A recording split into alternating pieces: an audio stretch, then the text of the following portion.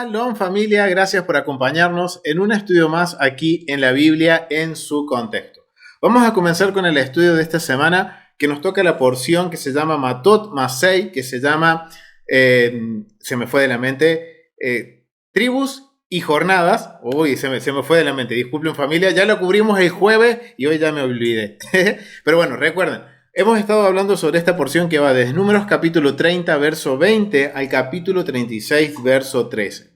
El jueves que estuvimos hablando en el estudio que se llama Restaura el alma, basado en el Salmo 119, que estamos aprendiendo los mandamientos de cada una de las porciones, o en cada porción estamos aprendiendo los mandamientos, porque el Salmo 19 dice que es bueno, la ley de Dios es buena y restaura el alma. Entonces, estamos en esa tarea de cada semana poder encontrar en la porción los mandamientos, aprenderlos y traerlo a Torah a primera persona, traerlo a mi día a día, al día de hoy, a cómo yo puedo ponerlos por obra. Entonces, eso estuvimos hablando justamente esta semana en el estudio de Restaurar el Alma. Estuvimos hablando sobre el capítulo 35 de Números, que habla sobre lo que es podemos decir las ciudades levíticas y las ciudades de refugio, ¿ok? Estuvimos hablando básicamente un poquito repasando. Yo lo invito a que vayan y lo busquen aquí en la Biblia en su contexto, se suscriban al canal, le den like, comparten y nos dejen un comentario de lo que han podido aprender en cada uno de los estudios de Restaura el Alma con respecto a poner los mandamientos por obra. Así que los invito a que dejen su comentario y que busquen el estudio que habla sobre justamente las ciudades de refugio, en donde pudimos aprender un poquito sobre el mandamiento, pudimos aprender el por qué eran necesarias las ciudades levíticas, las ciudades de refugio, pero al estudiar eso surgen preguntas. Y yo creo que no sé si a ustedes les han surgido las preguntas, es ¿cómo es el procedimiento legal para que una persona termine yendo a las ciudades de refugio? No sé si se han preguntado eso, familia. A ver, ahí en el chat quiero ver sus respuestas, a ver si se han hecho esta pregunta. ¿Cómo es el procedimiento legal? ¿Cómo es que se hacía? ¿Cómo era todo el procedimiento para determinar si una persona necesitaba ir a la ciudad de refugio o tenía que pagar la condena por haber sido un homicida o un asesino de una persona? Entonces, es una gran pregunta que nos podríamos hacer al entender cómo funcionaba la ciudad de refugio. Entonces, vamos a tratar de responder esa pregunta y por eso quiero invitar a mi hermano Maximiliano que pueda leer, que pueda estar leyendo del capítulo 35. Mi hermano Maxi, del capítulo 35, el verso 19 al 12. 35, 19 al 12. Del 9 al 12, perdón, del 9 al 12. Del 9 al 12. Ciudades de refugio. Adonai le habló además a Moshe. Háblale al pueblo israelita y diles, cuando crucen el Jardín hacia la tierra de Canaán, se proveerán de lugares que les sirvan como ciudades de refugio a las que pueda huir un homicida que haya matado sin intención a una persona. Las ciudades les servirán como refugio del vengador para que el homicida no muera sin que haya ido a un juicio delante de la asamblea. Amén. Amén. Y del verso 16 al 28, mi hermano.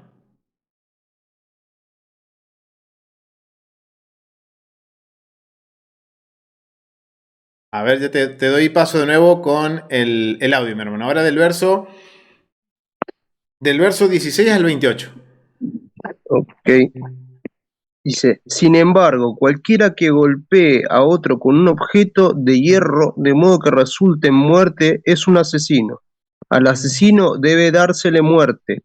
Si lo golpea con una herramienta de piedra que pueda causar la muerte y resulta en muerte, es un asesino. Al asesino debe dársele muerte.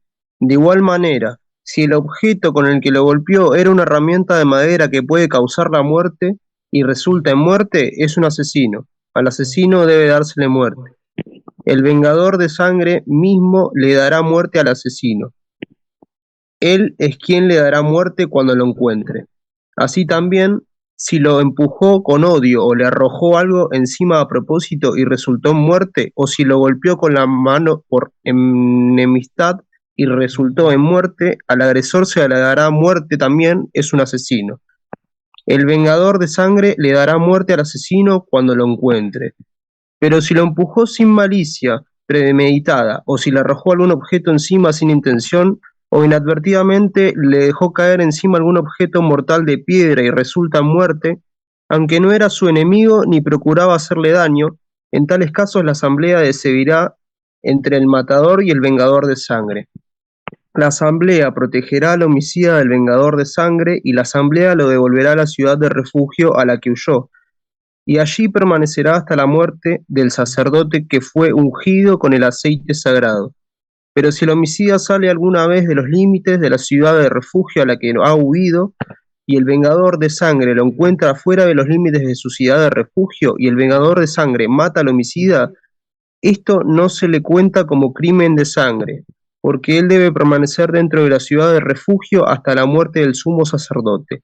Después de la muerte del sumo sacerdote, el homicida puede regresar a su tierra propiedad.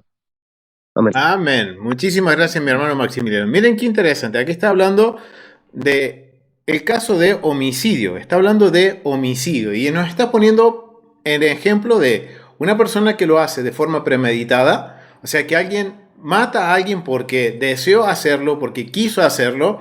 Entonces, ¿qué dice? ¿Cuál es la paga por ese pecado? La muerte. Alguien que mata tiene que morir.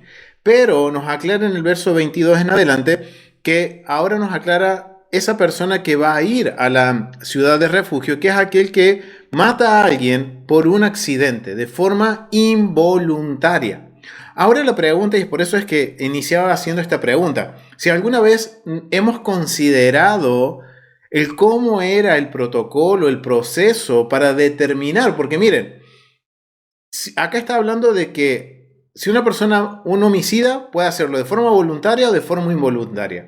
Ahora, ¿cómo ellos sabían? Eso es algo que nos tenemos que preguntar. ¿Cómo ellos sabían cuando era una cuestión voluntaria o involuntaria? Y eso es quizás una de las preguntas que menos nos hacemos. Y leemos y decimos, ok, si muere de forma involuntaria, o sea, si mato por forma involuntaria, entonces corro a la ciudad de refugio. Si no, tengo que ser presentado ante los jueces y si se me encuentra culpable, es muerte para mí. Pero la verdad que hay mucho por aprender aquí y eso es lo que quiero que podamos enfocarnos en responder esta pregunta. Porque al enfocarnos en la pregunta de que si del proceso legal, cómo era el proceso legal, van a surgir nuevas preguntas. Porque dice que aquí van a ir a un juicio, tienen que pasar por un juicio. Y ahí en un juicio, ¿qué va a haber? La parte demandante, la parte que está acusada, jueces y ¿qué más? Testigos. Ahora, no sé si a ustedes se les habrá, o fue a mí que se me ocurrió hacerme esta pregunta, ¿qué pasa si hay falsos testigos? ¿Qué pasaría en el caso que hubiera falsos testigos? ¿Cuál sería el modus operandi de que si aparecen falsos testigos conspirando contra una persona, acusando de que ahora ellos iban a matar o iban a mandar a una ciudad de refugio a una persona que había una conspiración y hay falsos testigos? ¿Alguna vez se nos ocurrió eso? Y es algo que tenemos que preguntarnos porque estamos hablando de un juicio. Y no solo eso, sino que también hay otra pregunta que vamos a tratar de responder es ¿cómo se determina la culpabilidad? ¿Cómo sabe los jueces que la persona es culpable o no? Y hay varias cositas que vamos a ir aprendiendo. Pero miren qué importante, conocer el procedimiento legal porque cuando nos hacemos esa pregunta aparece, ok, hay testigos. Y si hay falsos testigos, ¿qué sucede? ¿Cuál es la paga para los falsos testigos? ¿O qué sucede con el acusado?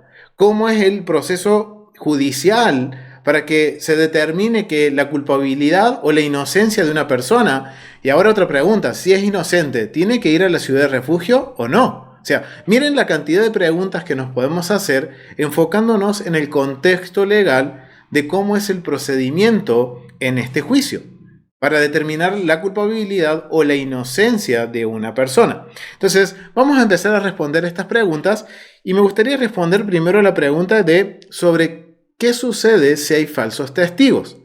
Esta es una pregunta muy interesante. Obviamente voy a tomar parte de una porción que vamos a estar viendo un poquito más adelante en el libro de Deuteronomio, en el capítulo 19. Así que vamos a ir a Deuteronomio, capítulo 19. Y vamos a leer del verso 15 al 21 y quiero invitar a mi hermano Gilberto que pueda leerlo. Muy bien. 19, 15 al 21.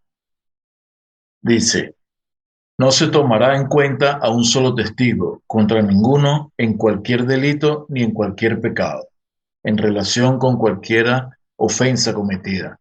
Solo por el testigo de 2 o 3 testigos se mantendrá la acusación. Cuando se levantare testigo falso contra alguno para testificar contra él, entonces los 2 litigantes se presentarán delante de Adonai y delante de los sacerdotes y de los jueces que hubiere en aquellos días. Y los jueces inquirirán bien, y si aquel testigo resultare falso y hubiere acusado falsamente a su hermano, entonces haréis a él como él pensó hacer a su hermano, y quitarás el mal de en medio de ti. Y los que quedaren oirán y temerán, y no volverán a hacer más una maldad semejante en medio de ti. Y no le compadecerás vida por vida, ojo por ojo, diente por diente, mano por mano, pie por pie. Wow, gracias mi hermano Gilberto, muchísimas gracias. Miren lo que sucede cuando aparece un falso testigo. Dice que el falso testigo, si da falso testimonio, entonces los 2 litigantes se presentarán delante de Adonai y delante de los sacerdotes y de los jueces que hubieran en aquellos días. Y si se descubre que es un falso testigo, el falso testigo tiene que padecer la condena que está atestiguando. O sea, si dice el falso testigo, esta persona murió, mató, entonces, si se descubre que esa persona que está dando el testimonio, siendo testigo falso, se descubre que está conspirando, la paga de ese falso testimonio es la muerte. Eso es lo que está diciendo, lo que sucede con un falso testimonio. Ahora recuerden que aquí estamos hablando de un litigio que podríamos catalogarlo de un homicidio culposo, pero que no tiene intención, es por un accidente. Entonces, ¿qué sucedería ahora aquí con un falso testigo? Y quiero invitarlos a que vayamos a la Mishnah y que leamos en la Mishnah. Vamos a ir un poquito más arriba, ya les mostré un poquito qué vamos a hablar, pero vamos a ir al tratado Makot, que significa azotes. Un poquito duro parece el nombre, pero la verdad es que acuérdense, los azotes también vienen a ser como un castigo para la persona que inquiere en un delito. Bien, y esto es algo que sucede y está en la Biblia y que lo vamos a hablar porque de eso trata el capítulo 19 de Deuteronomio, así que cuando lleguemos ahí vamos a profundizar un poquito más con respecto a lo que son los azotes. Pero miren lo que dice con respecto a los falsos testigos, principalmente en este caso tan particular de una persona que es enviada al exilio a una ciudad de refugio. Tratado Makot, que dice, capítulo 1, verso 1, dice lo siguiente. En un caso en el que 2 testigos se presentaron ante el tribunal y dijeron, testificamos con respecto a fulano de tal, que es posible de ser exiliado a una ciudad de refugio por matar a otro sin saberlo, esto es de acuerdo a Números capítulo 35, 11, y un segundo grupo de testigos testifica en el tribunal y convierte el primer grupo en testigos conspiradores, o sea, falsos testigos. Uno no dice con respecto a cada uno de los testigos conspiradores. Este testigo será exiliado en su lugar, más bien recibe 40 latigazos. Ok, porque miren qué interesante.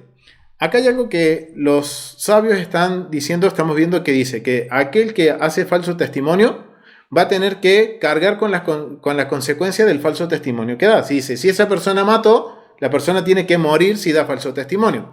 Ahora, la cuestión es que si esta persona dice, acusa a otra por decir, posiblemente esta persona hizo un homicidio involuntario y tiene que ser exiliado, el falso testigo no va a ser exiliado, dicen, el Sanedrín dice no va a ser exiliado, sino que tiene que pagar su condena con 40 latigazos. No se la va a sacar de como decimos nosotros aquí en Argentina, no se la va a llevar de arriba y va a decir, ok, bueno, hice falso testimonio, voy y me exilio. No.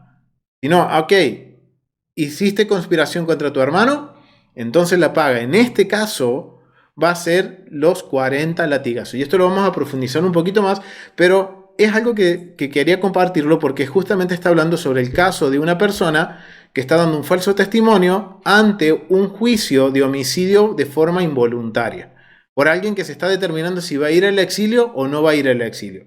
Entonces vemos que dice, esta persona que levanta falso testimonio tiene que recibir 40 azotes.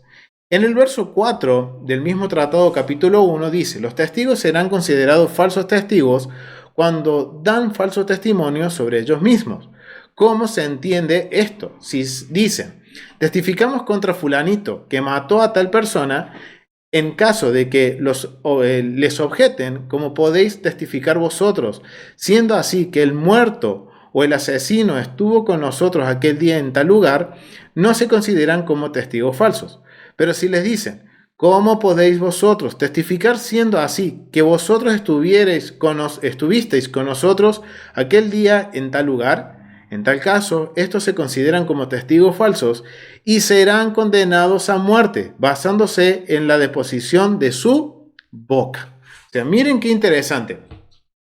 Porque es dependiendo cómo se hable, los jueces, miren lo atentos que están a cómo la persona habla. Y esto nos tiene que llamar a nosotros un poquito la atención en cómo nos estamos expresando. Porque dependiendo de cómo hable este testigo, si él dice, ok, esta persona debe morir, debe ser exiliada porque mató a alguien en un accidente y está conspirando, los sabios tienen que ser, los jueces principalmente tienen que ser muy astutos al oír y prestar mucha atención, porque entonces van a decir, ok, y se determina que esa persona está levantando falso testimonio, tiene que ser azotes. Pero si el testigo falso está diciendo, esta persona mató a tal persona, sin aclarar que fue un accidente, entonces los jueces entienden, ok, estamos hablando de un asesinato en primer grado. O sea, estoy trayendo vocabulario legal del día de hoy, familia, y esto tenemos que asociarlo, porque tiene el mismo principio. Entonces, si el falso testigo dice, esta persona mató, y se demuestra, y miren qué interesante, siempre con un juego de preguntas que los jueces están ahí teniendo en cuenta, porque está como se formule la pregunta, se determina si son falsos testigos o no. Miren, acá dice que hay un grupo de personas que dice, acusando a otra porque mató a alguien, y viene otro grupo de testigos y le dice, ¿cómo ustedes pueden testificar si ustedes estuvieron con nosotros a tal hora, a tal lugar, cuando ocurrió el accidente o cuando ocurrió el asesinato? Entonces, el primer grupo se convierte en ¿qué? En falso testigo. Y ahora, exactamente, y ahí tienen que morir. Pero miren el juego que hay en el vocabulario. Más que un juego, es la forma de expresarse. Entonces ahora vemos que un falso testigo en este tipo de juicio es bastante complicado. Y hay que animarse a dar un falso testimonio o ser un falso testigo, porque mi vida va a estar en juego en todo momento. O van a ser azotes o van a ser directamente la muerte. Entonces ya hemos determinado qué sucede en este caso si hay un falso testigo, y sabemos que se pueden levantar porque en la Mishnah, y recuerden que la Mishnah está documentando todo lo que sucedía dentro del templo, son tratados que los sacerdotes, miembros del Sanedrín, documentaron, y en el siglo II, siglo III se unieron todos, se juntaron todos los tratados y se armó lo que se llama hoy la Mishnah. O sea que todo lo que vemos aquí o lo que estamos leyendo son cuestiones que fueron redactadas por personas testigos oculares. Es una fuente primaria de información. Entonces nos demuestra que en estos casos solían haber falsos testigos, ya sea que acusando a una persona para enviarla al exilio, y enviar al exilio es algo, vamos a ver que es algo bastante duro, porque la persona tiene que irse sola al exilio.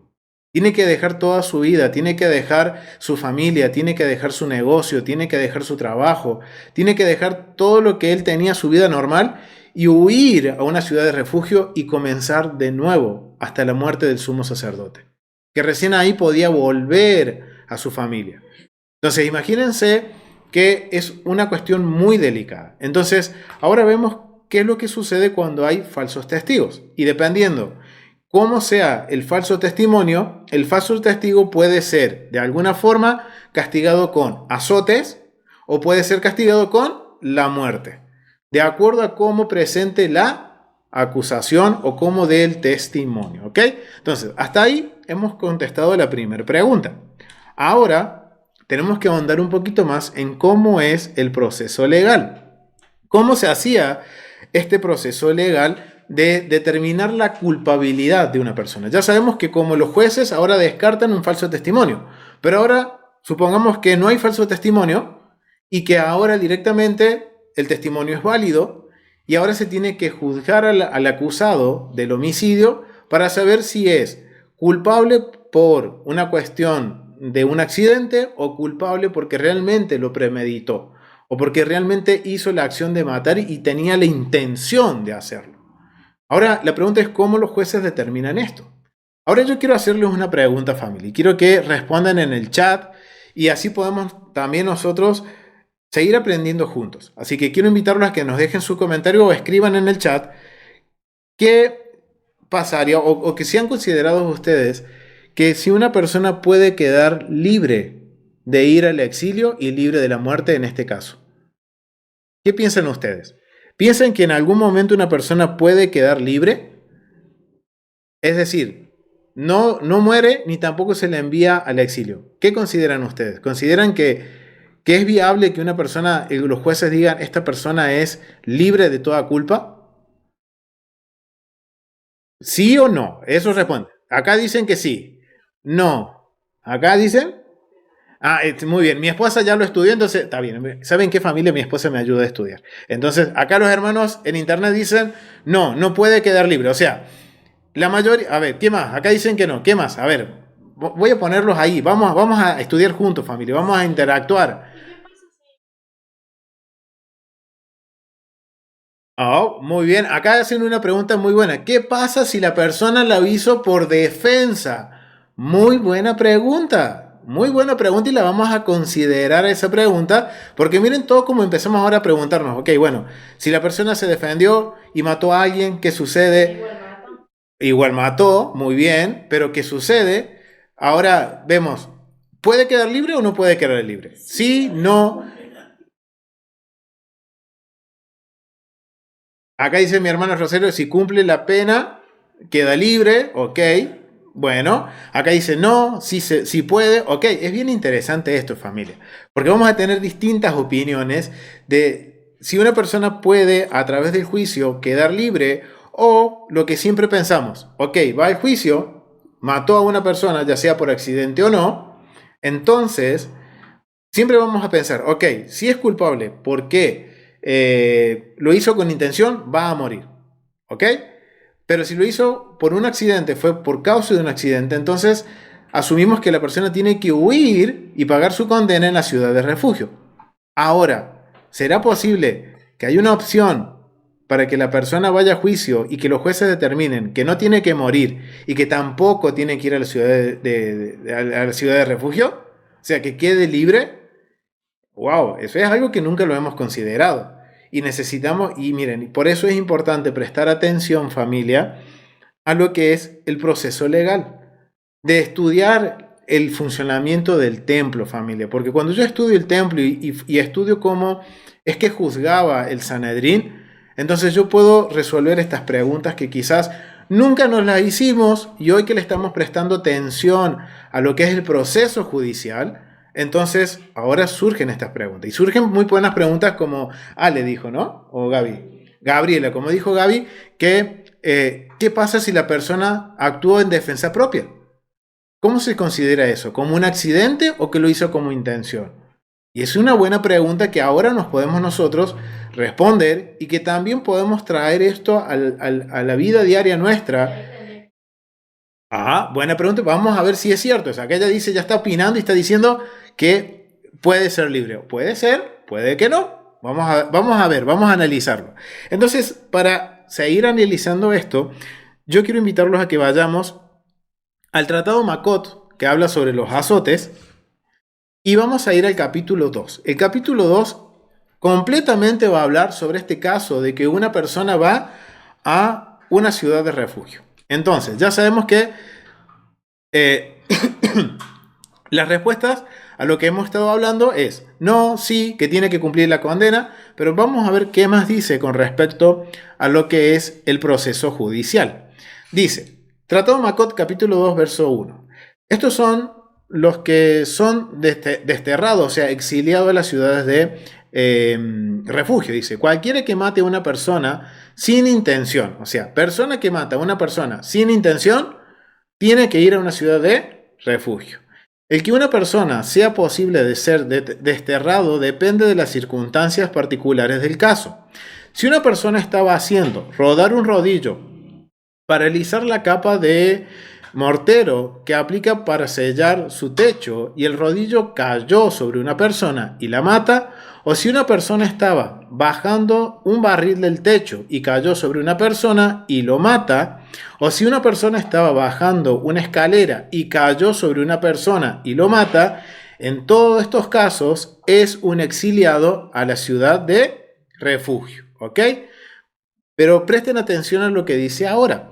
Pero si una persona estaba tirando de un rodillo hacia así, o sea, que estaba trayendo el rodillo hacia así, y cayó de sus manos sobre una persona y lo mata, o si una persona estaba levantando un barril y la cuerda se corta y cayó sobre una persona y lo mata, o si una persona estaba subiendo una escalera y cayó sobre una persona y lo mata, ese asesino involuntario no es desterrado. ¿Qué está queriendo decir esto, familia? ¿Qué entienden ustedes? Muy bien, queda libre.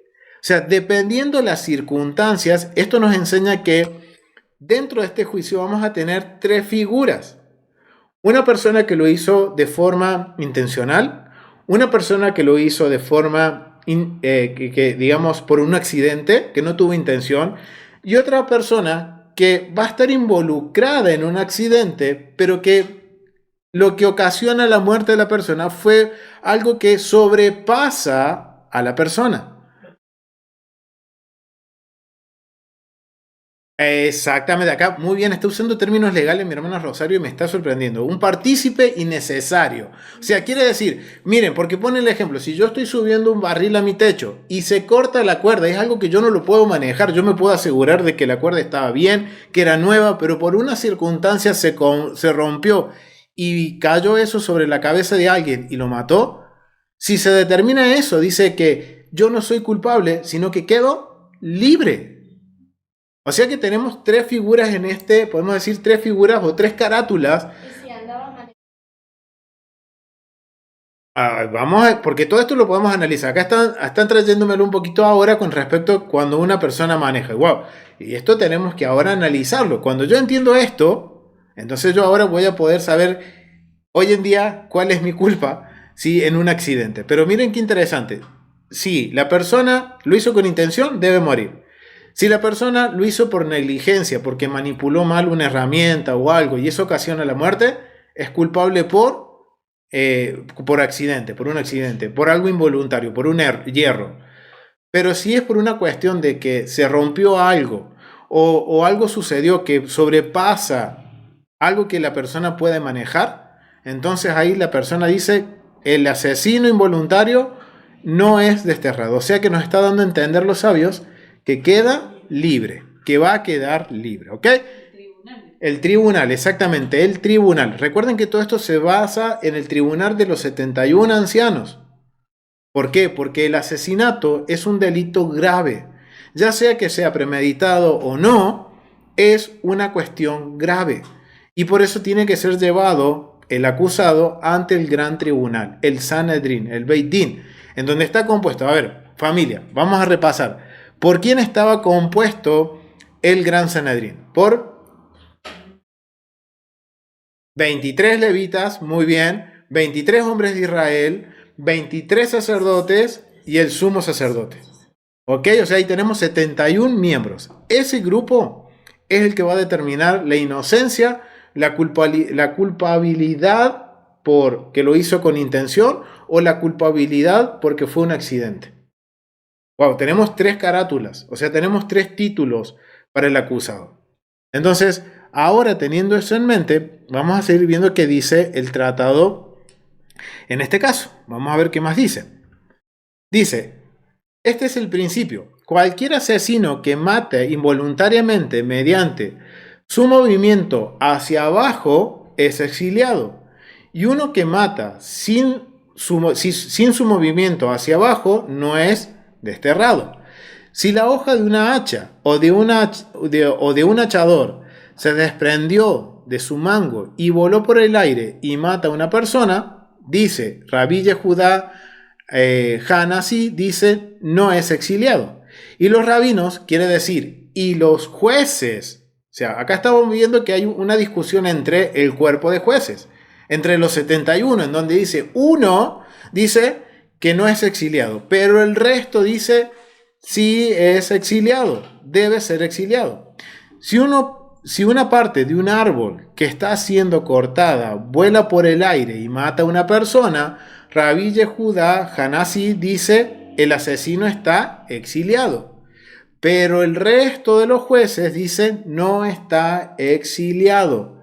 ¿Por qué? Porque es el mismo principio que veíamos más adelante, de que si por ejemplo, uno está hachando y a mí se me escapa de la hacha, es algo que yo lo puedo manejar.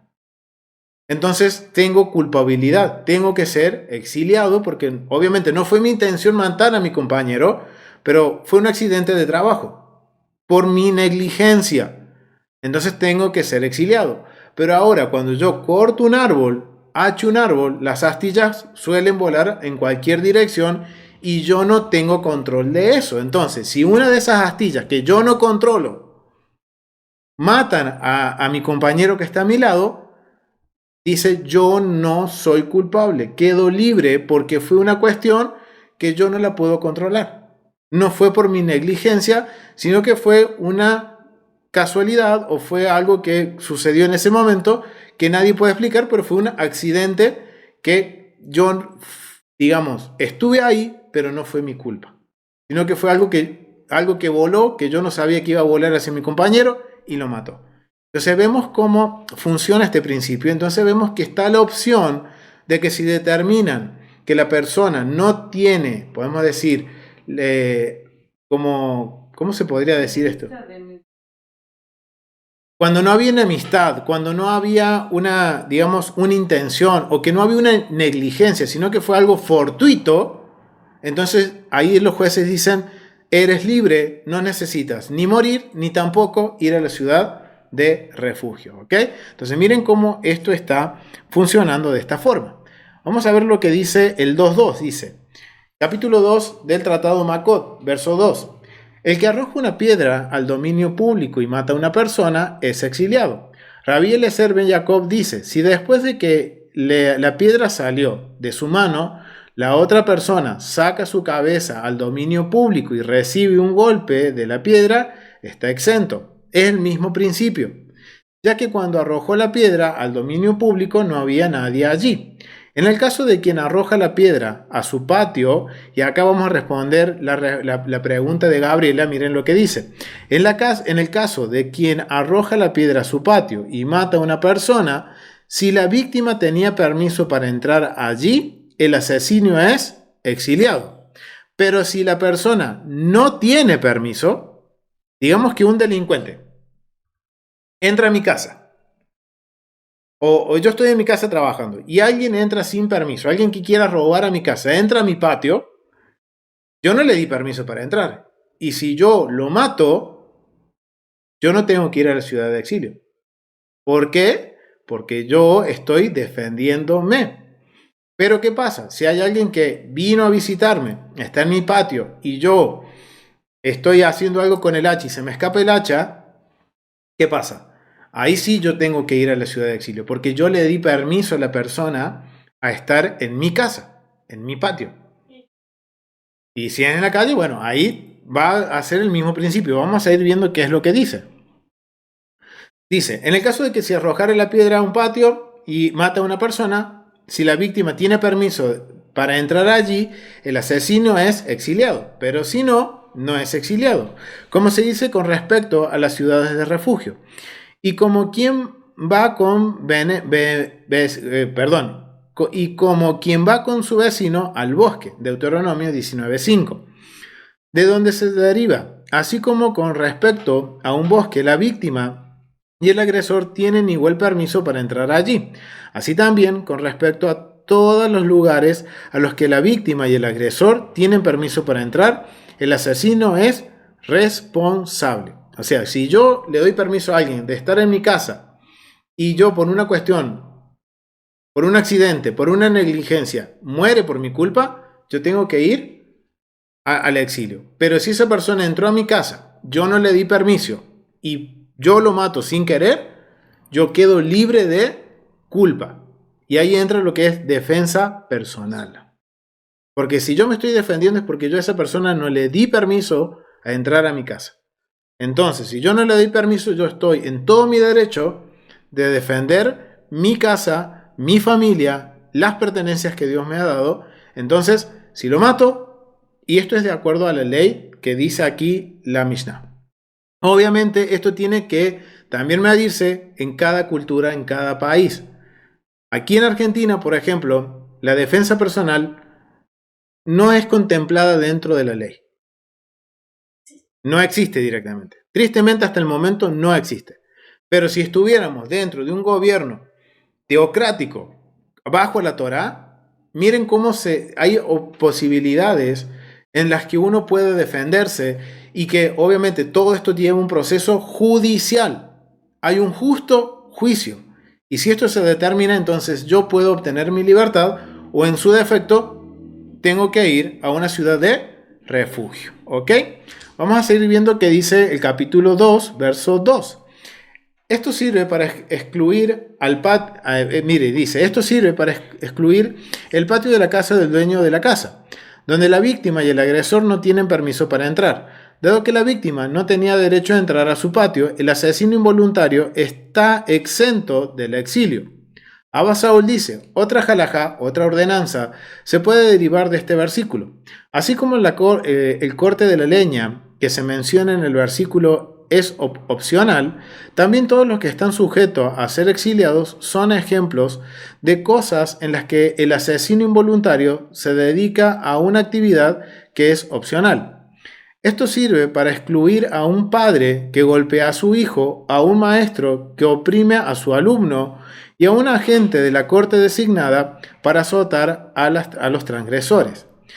Si en el curso de la realización del mandamiento de que se les acusa, asesinaron involuntariamente al hijo o al alumno o a la persona que está siendo azotada, respectivamente, están exentos.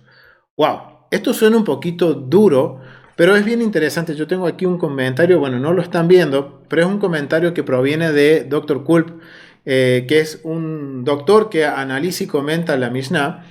Y dice que a pesar que esto puede sonar un poco fuerte a nuestra cultura, en el mundo antiguo era normal el castigo podemos decir, castigo físico. Era muy normal. Y que puede ser que en algún momento un padre castigando a su hijo ocurre un accidente y obviamente está trayendo corrección, o un maestro, o en el caso de una persona, digamos un juez. Vamos a poner el caso de un juez que ha ordenado podemos decir, más que un juez, es la persona que ejecuta la orden del juez de azotar los azotes, darle los azotes a la persona culpable. Hay una ordenanza por los jueces. Pero resulta que la persona no lo soporta, se muere porque se asustó, alguna cuestión física que la persona no pudo soportar con los azotes. Si se determina que la persona que estaba dando los azotes no lo hizo con la intención, queda exento, porque está cumpliendo con la orden, con un mitzvot que le dio el tribunal. Eso es lo que está diciendo ahí. O sea que, miren, esto es algo muy delicado y que se tiene que tomar todo con mucha cautela y indagar mucho. Y por eso es que el Gran Sanedrín es quien está tomando en control de todo esto. Y esto no es un proceso que se determina, ok, bueno, 2 testigos dijeron, no, es todo un proceso en el cual se está investigando minuciosamente qué es lo que ocasionó la muerte de la persona. Entonces esto es algo bien interesante que estamos viendo aquí. En el verso 3 del capítulo 2 dice lo siguiente: el padre es exiliado en la ciudad de refugio debido al asesinato involuntario de su hijo, y el hijo es exiliado debido al asesinato involuntario de su padre. O sea, quiere decir que si hay un accidente en el hogar y muere un hijo o muere el padre, tanto el padre o el hijo tienen que ir a la ciudad de refugio, porque fue un accidente. Todos son exiliados debido al asesinato involuntario de un judío, y un judío es exiliado debido al asesinato involuntario de cualquiera de ellos, excepto el asesinato involuntario de un extranjero que reside en la tierra de Israel. Y un extranjero que reside en Eretz Israel en la tierra de Israel es exiliado solo debido al asesinato involuntario de un extranjero que reside en Eretz Israel. O sea que todo es una cuestión de, podemos decir como dice aquí, uno con el otro. O sea, judío con judío, extranjero con extranjero, y es como se va a medir. ¿Ok? Pero todo esto tiene que ir ante un juez. Nadie puede hacer justicia por mano propia. Primero hay que ir al juez. Los jueces van a determinar la sentencia. Puede tomar un tiempo.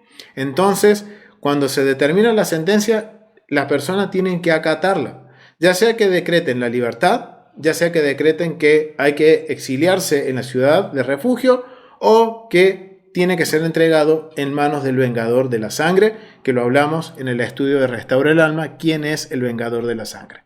Entonces esto es bien interesante, porque esto me trae a mente un poquito lo que sucede en el día de hoy con respecto a lo que es, podemos decir, el contexto de un tipo de homicidio el día de hoy.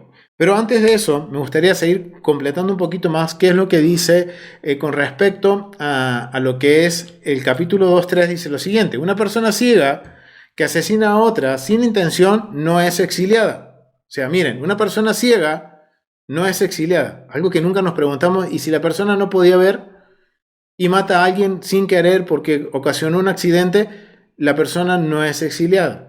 Esta es la declaración de Rabbi Yehudá. Rabbi Meir dice, él es exiliado.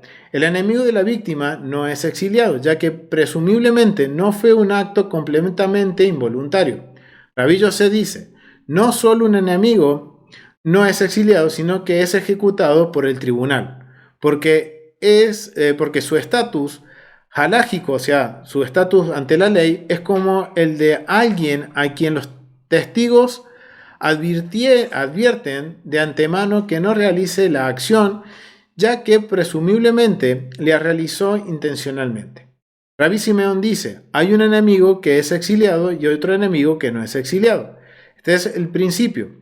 En cualquier caso, en que un observador pueda decir que mató a sabiendas cuando las circunstancias llevan a suponer que fue un acto intencional, el enemigo no es exiliado, o sea que es condenado. Incluso se afirma que actúa sin intención. Sí, está claro que mató sin saberlo, ya que las circunstancias indican que actuó sin intención, es exiliado aunque la víctima sea su enemigo. O sea, nos está planteando distintos escenarios. ¿Qué sucede cuando un padre por un accidente mata a un hijo, o un hijo mata a su padre en un accidente, o un judío con otro judío, un extranjero con otro extranjero? O sea, son distintas, podemos decir, escenarios que se nos da y se nos plantea. ¿Qué pasa si un ciego mata a una persona sin querer? Entonces está la discusión, ¿es exiliado o no es exiliado? Está la discusión también, ¿y si la persona era enemiga y sin querer lo mata? Entonces hay que indagar mucho más. Están diciendo los sabios, los jueces, hay que indagar mucho más. Porque puede ser enemigo, puede ser que la persona que mató no le caía bien, la persona que murió. Entonces hay que determinar ahora con más cuidado, con más cautela, qué es lo que sucedió, si realmente estuvo la intención o no. Por eso dice la última opinión, es que puede ser un enemigo exiliado o no. O sea, puede ser condenado a muerte o puede ser enviado a una ciudad de refugio. Todo depende de las circunstancias. Si hay testigos, observadores, o sea, ¿qué está diciendo? Cuando dice un observador, quiere decir que tiene que venir un testigo que vio, un testigo ocular de las cosas y decir, no, se le advirtió, sabíamos que la persona A era enemigo de la persona B, y se le advirtió a la persona A de que dejar el cuchillo o que dejar la hacha o lo que tuviera en la mano, el objeto contundente, que no lo usara cerca de la persona B, para que no se malentienda o que no suceda un accidente. Si eso se comprueba y la persona A mató a la persona B, entonces es culpable de muerte. Pero si no hay un testigo ocular, si se llega a la conclusión de que no, que realmente fue un accidente, entonces ese enemigo tiene que ir, ¿qué? A la ciudad de refugio. Son distintas, podemos ver, escenarios. cosas que quizás al leerlo en la Biblia no está tan claro. Recuerden, la Biblia es para nosotros, pero no fue dirigida a nosotros. No somos la audiencia original. Y nosotros no conocemos, hasta hoy, no conocíamos toda esta información de cómo era el proceso judicial. Entonces, esto ahora me permite ahora entender un poquito cómo también funcionan, y esto nos va a ayudar a aclarar un poquito más la idea de cuáles son los tipos de carátulas de homicidio en la actualidad. Y esto yo lo he tomado de la ley argentina. Puede variar de acuerdo a los países, de acuerdo a cada región, puede variar, pero esto yo lo he tomado de la Constitución argentina, lo he tomado de las leyes penales argentinas, de cómo se ve el homicidio, cuáles son los grados de homicidio, ¿ok? Entonces, miren lo que dice. El delito de homicidio es la acción de matar a otra persona y es un delito contra la vida humana. O sea, hasta para la ley argentina, el homicidio, ya sea que fue intencional o no intencional, es un delito grave porque atenta contra la vida humana. Existen diferentes tipos de homicidios que se diferencian principalmente por la intención del autor de delito. ¿Ok? Homicidio es homicidio.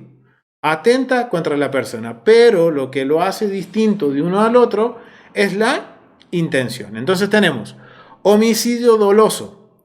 El homicidio doloso es el homicidio que tiene la intención de acabar con la vida de otra persona. O sea, es con intención. Si yo tengo la intención de matar y se descubre que yo lo hice con agravio, premeditado, y lo hice con la intención de matar, entonces ya soy caratulado como un homicida doloso. ¿Ok? Después está el homicidio culposo o imprudente. El fallecimiento es el resultado de una acción imprudente o por imperancia, como accidente de tráfico o de negligencias médicas. O sea, por una mala praxis, porque yo fui, podemos decir, no fui cauteloso y porque yo hice una mala maniobra en mi trabajo, por ejemplo, y eso ocasionó un accidente que muera alguien, entonces yo soy un homicida culposo o imprudente. ¿Ok? Este sería el caso de la persona que va a la ciudad de refugio. En cambio, el homicidio doloso es el que va a muerte. O sea, miren, ya le estamos poniendo nombre más al día de hoy. Y entonces, ok, el que mata con intención es homicidio doloso. Ese tiene que morir. Pero si es culposo o imprudente, es el que tiene que correr a la ciudad de refugio. Y después tenemos en la carátula del homicidio preterintencional. El homicida consume el verbo rector matar, o sea, él quiere matar, sin la intención de ocasionar dichos resultados, pero sí le da de producir lesiones. ¿Qué quiere decir esto? Esto es el caso de un enemigo que dice yo te voy a matar, pero no ejecuta la acción de matar, pero sí una lesión. Entonces eso se considera como un homicidio preterintencional. En esto no tiene, la Torá no dice, pero lo podríamos como catalogar como un homicidio doloso. Va a tener que también pagar un precio alto por eso. Pero ya hoy conocemos que cuando hablamos de la ciudad de refugio, estamos hablando a términos de hoy de una persona que comete un homicidio culposo o imprudente. Ahora entendemos por qué existía la libertad. Si no se considera ni homicidio doloso ni culposo, entonces se asume que fue porque, fue un mal funcionamiento de una máquina y por eso hizo que muriera la persona. Entonces esa persona que estuvo involucrada en el accidente y se demuestra que no fue porque una mala praxis, por ejemplo, sino que fue porque una máquina falló, entonces el culpable, que era culpable, queda libre. ¿Ok?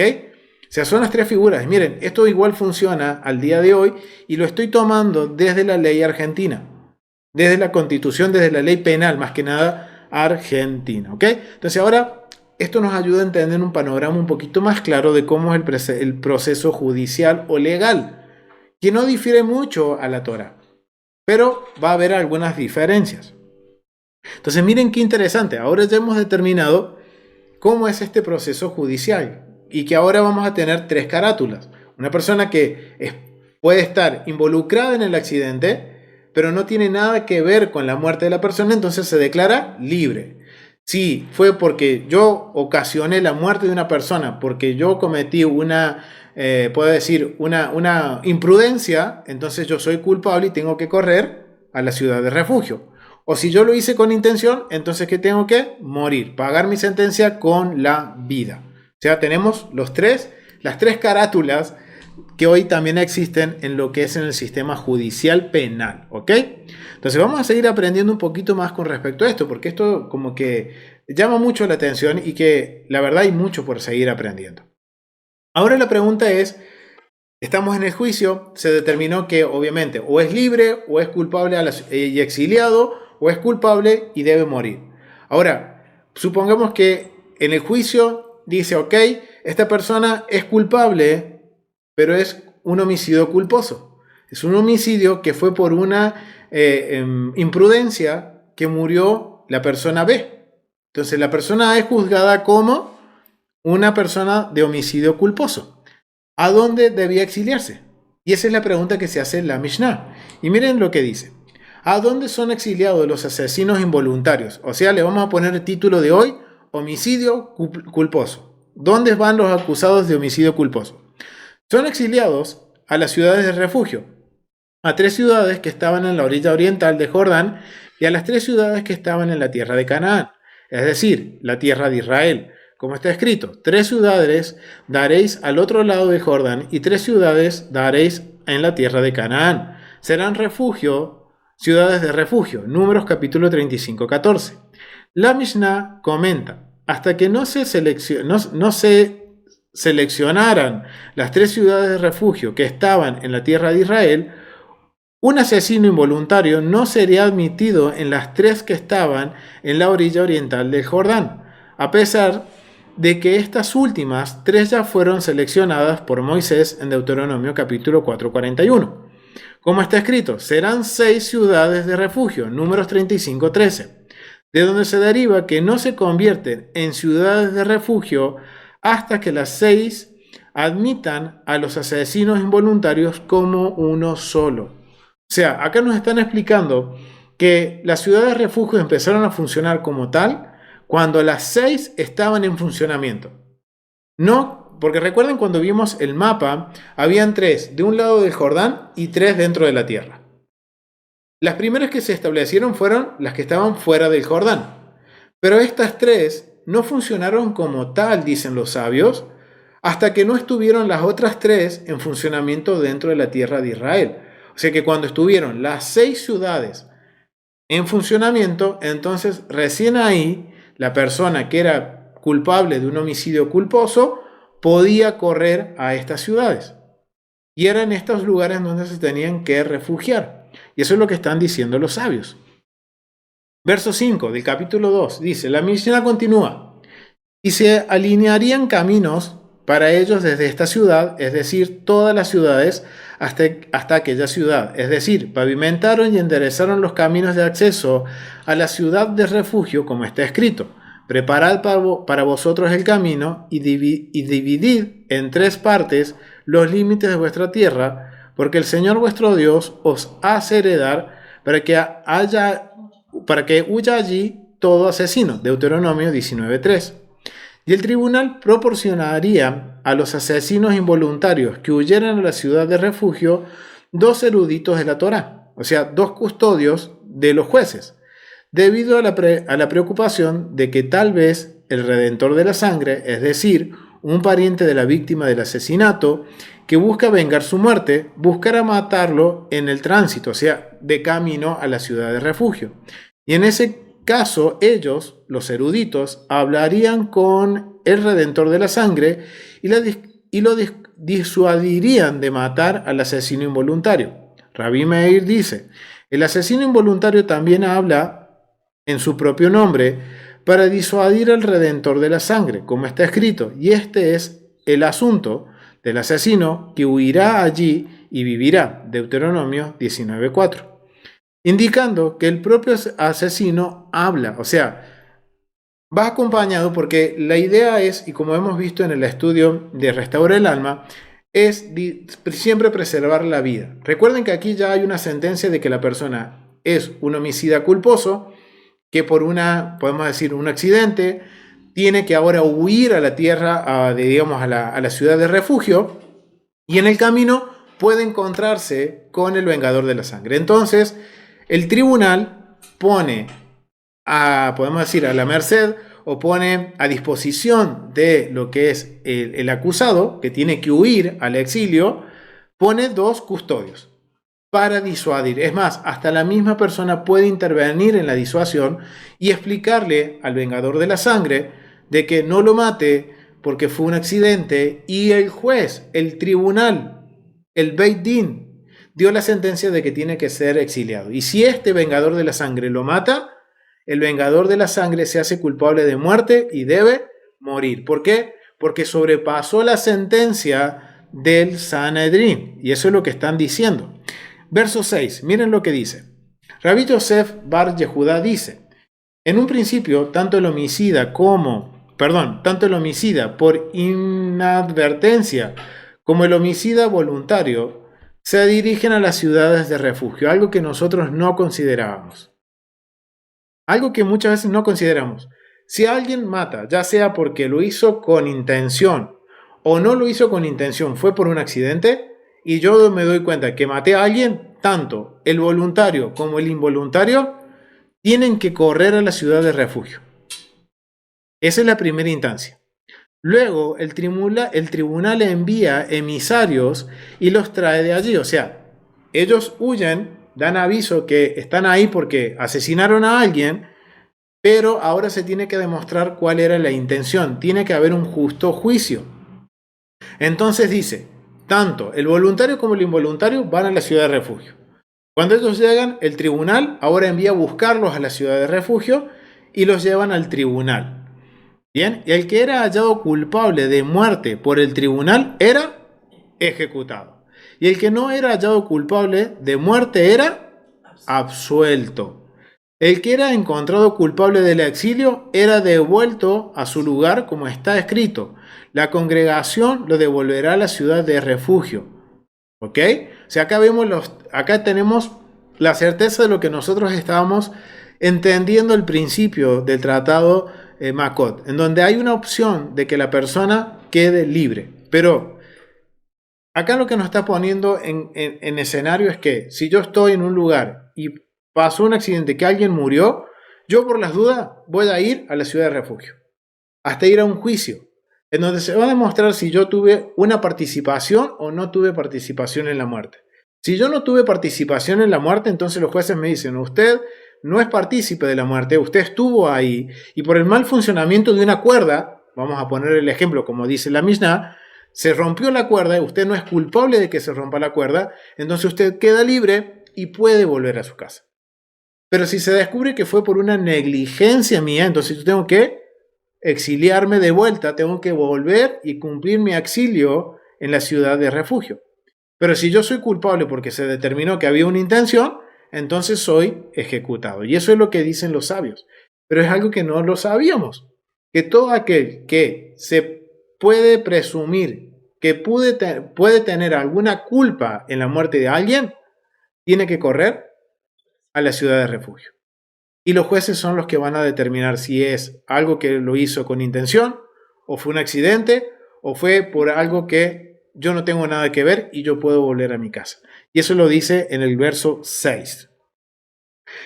Entonces dice que la congregación lo devolverá a la ciudad de refugio, tanto el sumo sacerdote ungido con el óleo de la unción, como aquel consagrado con vestidos sacerdotales, o como aquel que terminó su oficio de sumo sacerdote, ocasionaban el retorno del homicidio. O sea, acá nos está explicando de que, ok, la persona que ahora fue exiliada tiene que cumplir su condena del exilio hasta que el sumo sacerdote ungido muera. Cuando muere, entonces él ahora puede volver a su casa. Y eso es bien interesante. Entonces ahí vemos que dentro del proceso existe la posibilidad de que una persona puede quedar libre. De dos formas. Una, que se determine judicialmente de que yo no tengo nada que ver con la muerte, entonces quedo libre y puedo volver a mi casa. O que, ok, fue por una mala praxis mía, entonces tengo que ir, refugiarme en la ciudad de refugio y quedo libre recién cuando el sumo sacerdote muere. Entonces vemos que hay distintas opciones, que está la posibilidad de que una persona huya, pero se diga usted es libre y puede volver a su casa antes de que el sumo sacerdote muera. ¿Ok? Vamos a ir terminando. En el capítulo 2, verso 7 dice: si la sentencia fue pronunciada cuando no había un sumo sacerdote, o si uno mató a un sumo sacerdote, o si un sumo sacerdote mató a otro, no puede salir de allí jamás. ¡Wow! O sea, imagínense que yo cometo un accidente, soy culpable de la muerte de la persona porque, ok, fue una mala praxis y justamente no hay sumo sacerdote. ¡Wow! Eso no lo sabíamos. Ahora yo no puedo salir de la ciudad de refugio porque el sumo sacerdote, cuando yo fui sentenciado, no había. Entonces esa persona no sale. O si esa persona en un accidente mata al sumo sacerdote, o un sumo sacerdote mata a otra persona, fue un accidente, son cosas que pueden llegar a suceder. Entonces esa persona no puede salir de ahí. Es interesante. No podría salir ni incluso para deponer un testimonio de obligación religioso, ni un testimonio en un proceso pecuniario, ni en un proceso capital, incluso aún cuando todo Israel necesitara de él, aunque fuera el mismo comandante jefe del ejército de Israel como un Joab ben Zaruyah, no podría salir de allí, tal como está escrito: a donde huya, allí estará su residencia. Allí tendrá lugar la muerte, allí estará su tumba. Del mismo modo que la ciudad ofrecía refugio, así lo ofrecía su zona. Si el homicida sale fuera de la zona de la ciudad de asilo y la encuentra el vengador de la sangre, Rabí Yosef el Galileo, que es la obligación del vengador de la sangre y facultativo en cualquier otro hombre el matarlo. O sea, no es solamente que la persona que es refugiada en la ciudad de refugio tiene que estar sí o sí dentro de las murallas. Puede salir hasta, recuerden que en las ciudades levíticas había una área adicional alrededor de la ciudad de como máximo 3000 codos. La persona podía estar ahí, pero si excedía esos 2000 o 3000 codos y lo encontraba el vengador de la sangre, entonces muere. O sea que él podía rehacer su vida. Esto nos enseña que puede trabajar en los campos, los levitas le pueden dar trabajo, o sea, puede volver a empezar, solo que en un carácter de exiliado, hasta la muerte del sumo sacerdote.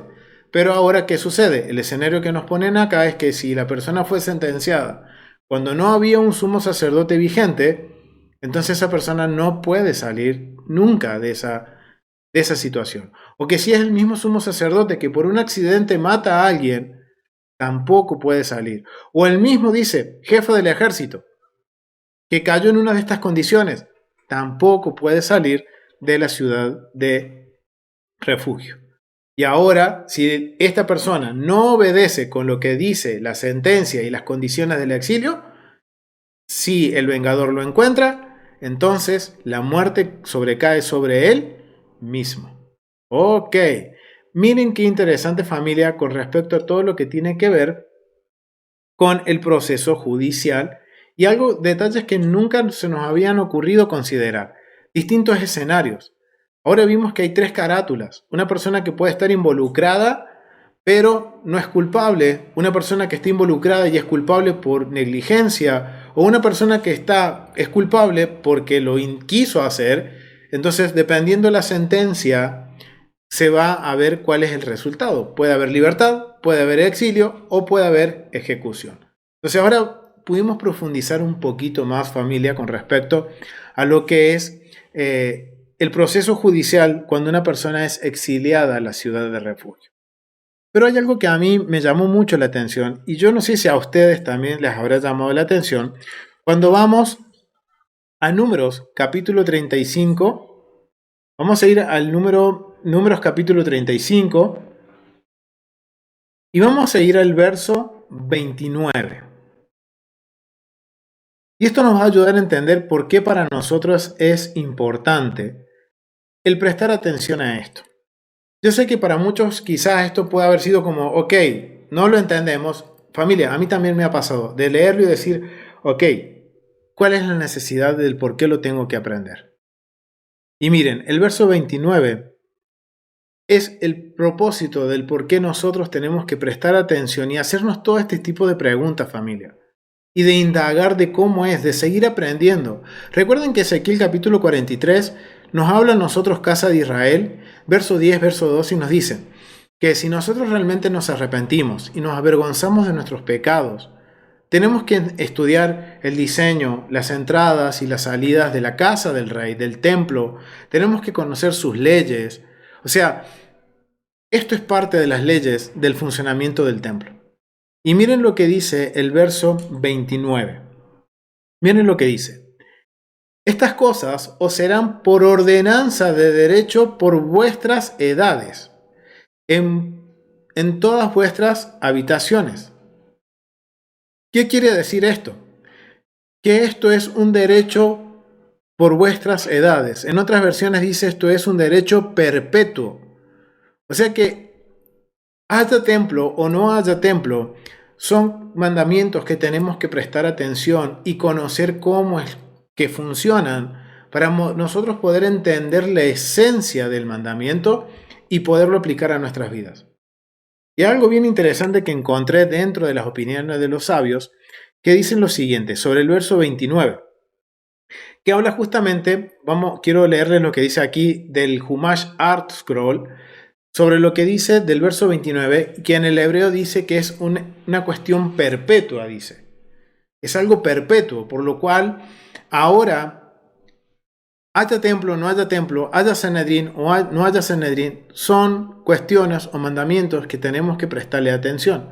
Y miren lo que dicen los comentaristas, los sabios, dice, para sus generaciones en todos los lugares de sus residencias.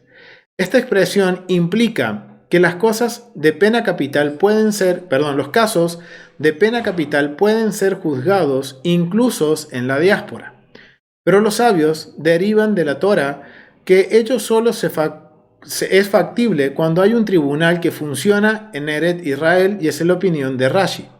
Lo que significa que los tribunales de la diáspora no son competentes para decidir esos casos después de la destrucción del templo. No obstante, según el sentido literal del versículo, Ramban haya este difícil puesto que haya esto difícil puesto que esa expresión siempre signifique que un mandamiento aplique independientemente de la existencia del templo. Por ello, interpreta este versículo solo en el sentido de que los juzgados mencionados a lo largo del capítulo nunca deberían desaparecer, aunque habrá épocas en que solo podrán adjudicar casos monetarios y no de pena capital. O sea, miren la opinión de los sabios. Es importante conocer estos mandamientos porque a pesar de que estemos en la diáspora, vamos a tener que lidiar con estos casos. Y que Ramban dice, es difícil, es difícil puesto que esa expresión siempre significa que un mandamiento aplique independientemente si existe o no templo. O sea, estos mandamientos, es algo que existe o no existe templo, hay que tenerlo en cuenta. Y va a haber juzgados, obviamente, esto va a ser juzgado cuando un tribunal haya en la tierra de Israel, el gran Sanedrín. Pero dice esto no quiere decir que no vaya a haber juzgados que litigien causas fuera de la tierra de Israel. Entonces esto nos enseña a nosotros de cómo nosotros tener que lidiar con conflictos dentro de una comunidad, dentro de una, podemos decir, congregación, de una iglesia, como lo quieran llamar, familia. Tenemos que lidiarlos de esta misma forma. Ahora entendemos por qué los creyentes en el Mesías en el primer siglo tenían un concilio, porque tenían que lidiar con todas estas cosas y depende de lo que como grupo resolvían, lo pasaban o no al Gran Sanedrín. Pero es necesario conocer todo esto porque esto nos va a ayudar a juzgar en el caso que dentro de la comunidad haya un malentendido, haya alguna situación que amerite que se tenga que acceder a los jueces, entonces va a haber un concilio que va a determinar y que va a tomar decisiones. Y eso es lo que hizo Pablo. Es lo mismo que hizo Santiago cuando vemos que a Pablo le dice, nosotros le hemos escrito a los gentiles que se unen a la fe, que se abstengan de ¿qué? De la sangre, de lo ahogado, de la fornicación y de los ídolos. Mientras tienen a Moisés, que es predicado todos los días de reposo. Porque ellos están lidiando con algo similar que lo que tenía que lidiar el Sanedrín. Solo que a pequeña escala dentro de una comunidad de creyentes en el Mesías Yeshua. Y eso es lo que entienden los sabios. Este es uno de los comentarios.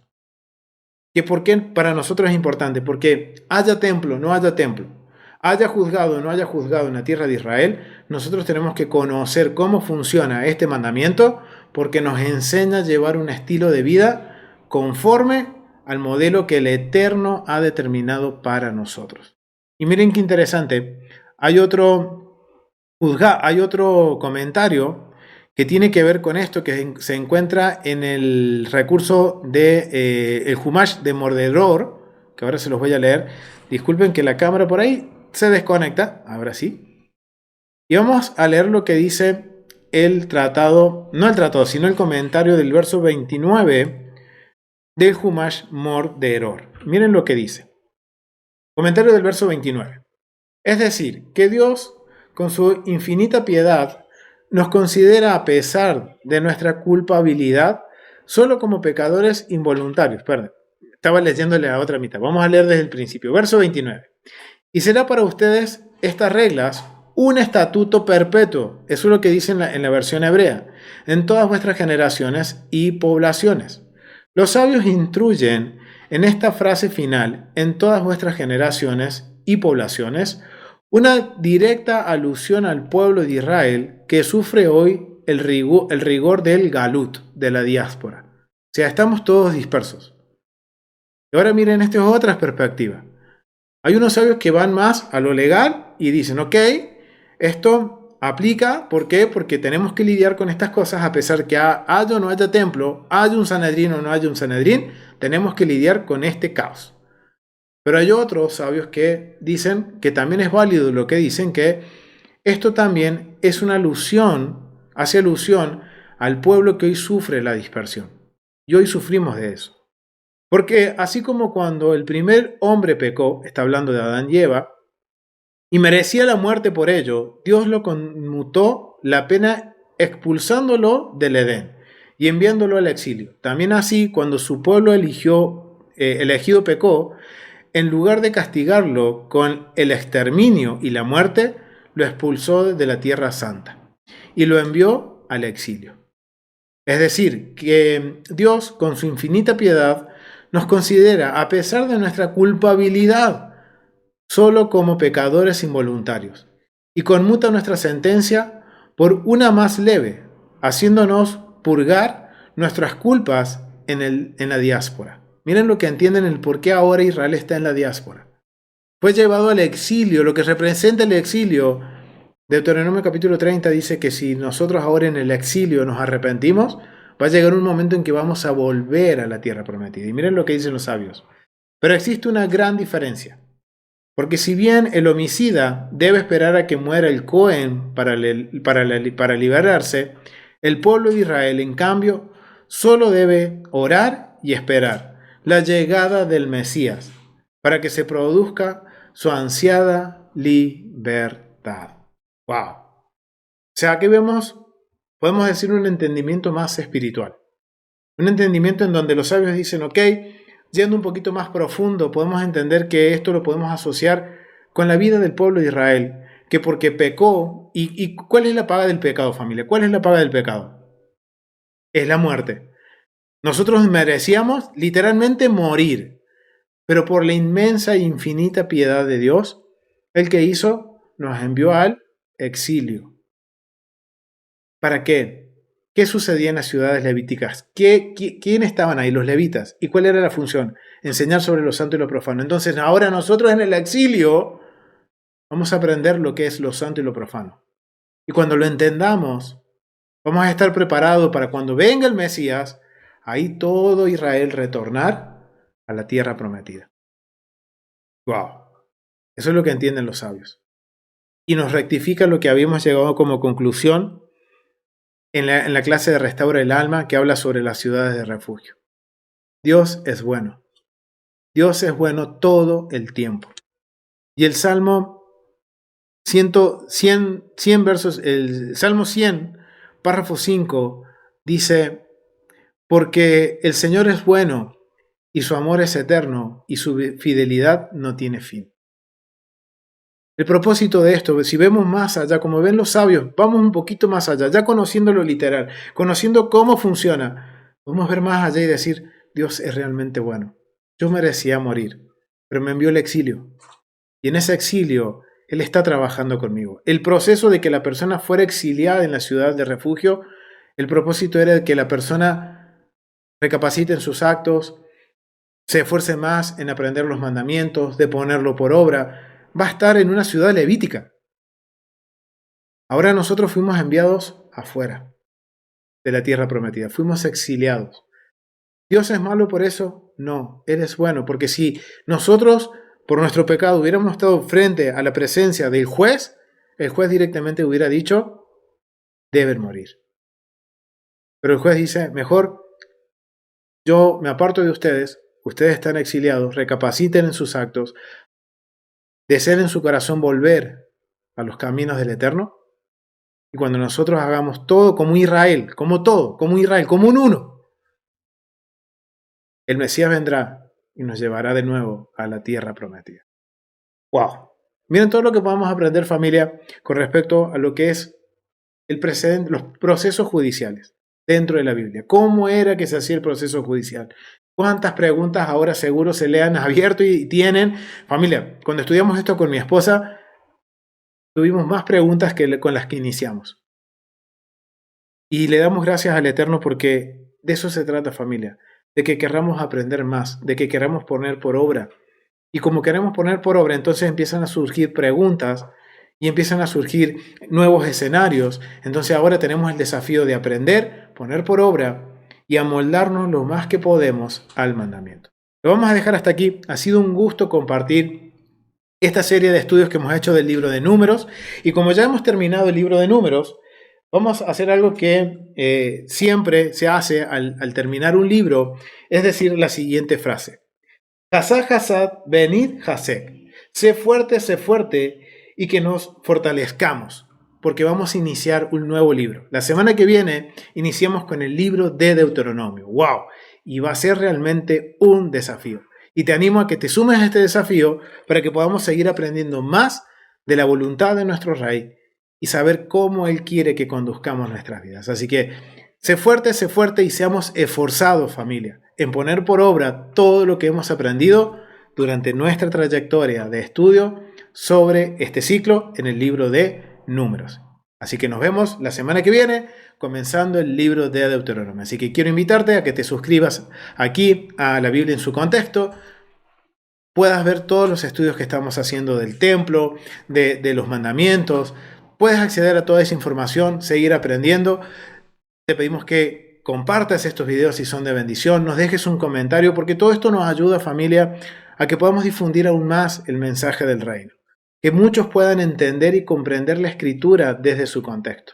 Así que tu apoyo nos ayuda, y si quieres apoyarnos de otra forma, puedes hacerlo a través de los enlaces que están en la cajita de descripciones, o puedes enviarnos un mail, y participar de los estudios en vivo y también aportar de otra forma. Así que, familia, muchas gracias por ser parte de los estudios del libro de Números.